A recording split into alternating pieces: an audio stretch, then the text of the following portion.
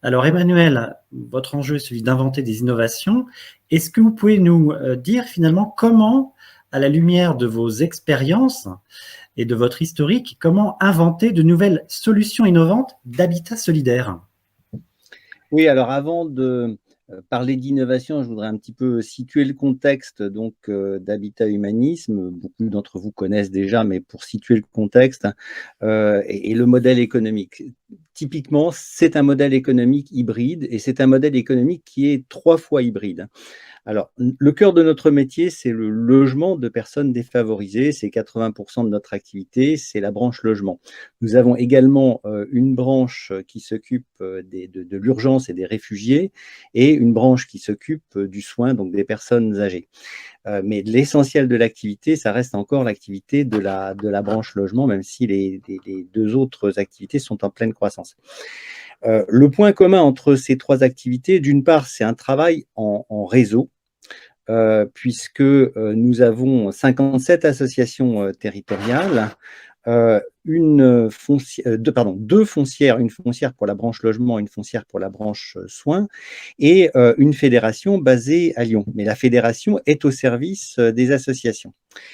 Et en termes de modèle économique, je disais tout à l'heure, donc c'est un modèle économique hybride et triplement hybride, à la fois en termes de ressources humaines, en termes de gestion des logements et en termes de ressources financières. Je m'explique.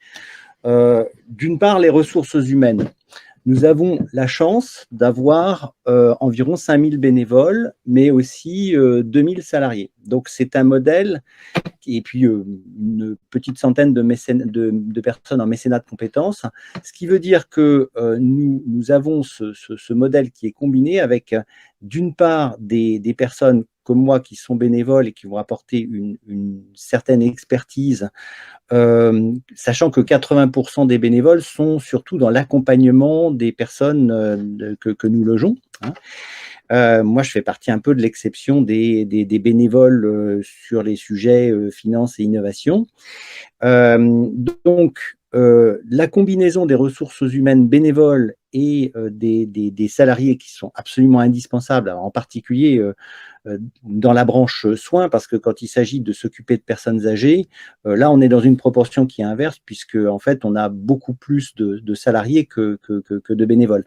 En revanche, dans la branche logement, on est classiquement dans une proportion de 80 à 20 en matière de bénévoles.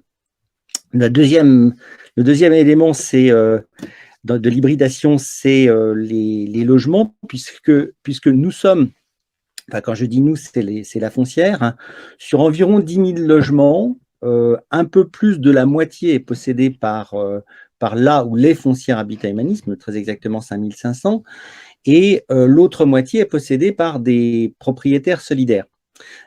Le modèle a commencé d'ailleurs avec des propriétaires solidaires. La foncière est venue plus tard. Ça veut dire que, pour prendre un exemple, quand on commence à se développer, par exemple au hasard, dans un nouveau territoire comme le Morbihan, c'était le cas il y a 15 ans, hein, le Morbihan, la Bretagne est relativement récente dans la géographie d'Habitat Humanisme, on va d'abord chercher dans une ville donnée à trouver des propriétaires solidaires, donc des gens qui vont mettre à disposition des logements.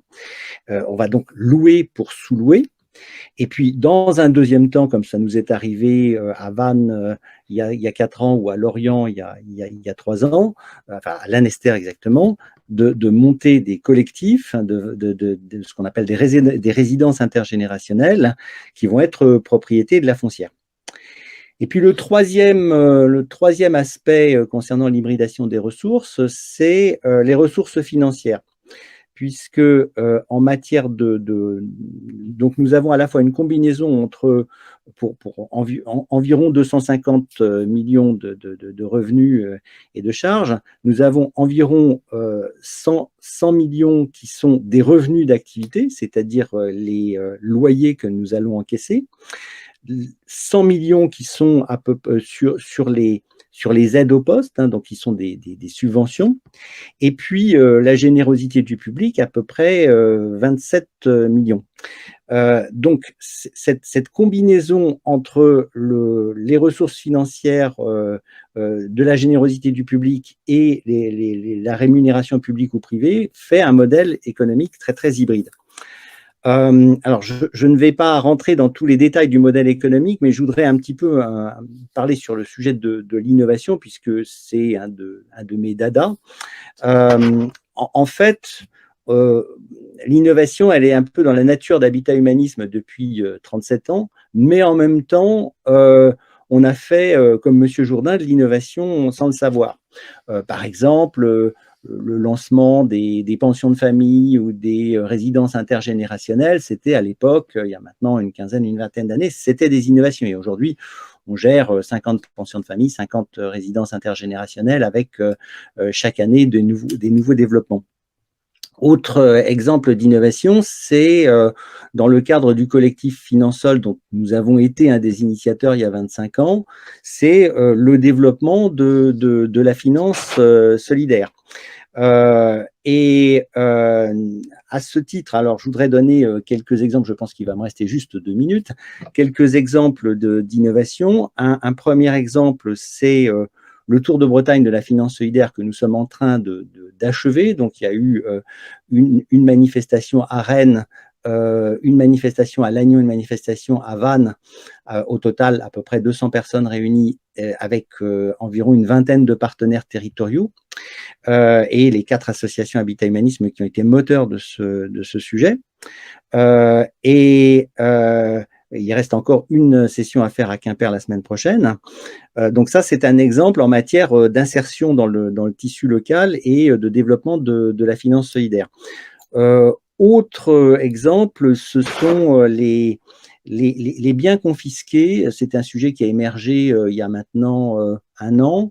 Depuis 1 an, donc le ministère de la Justice met à disposition des associations, donc au lieu de vendre des immobiliers confisqués, sur le modèle italien, les associations peuvent être attributaires de ces biens immobiliers confisqués. Il se trouve que nous avons été la première association en France métropolitaine à bénéficier de ce processus avec l'attribution donc d'un bien dans le Nord-Pas-de-Calais avec un immeuble avec 7 logements. Aujourd'hui, l'innovation chez Habitat Humanisme, ça n'est plus le fait du hasard. Nous avons, depuis plus de 2 ans maintenant, mis en place un pôle d'innovation dont le but est de transformer cette innovation, je disais comme Monsieur Jourdain, on fait de l'innovation sans le savoir, cette innovation un peu par hasard, hein, de la systématiser. Mais nous avons encore une grosse démarche, effectivement, pour que ce soit quelque chose qui soit naturel au niveau des 57 associations, au niveau de la fédération, au niveau de l'ensemble du réseau et des 5000 bénévoles et 2000 salariés. Je pense que je dois à peu près être dans le temps.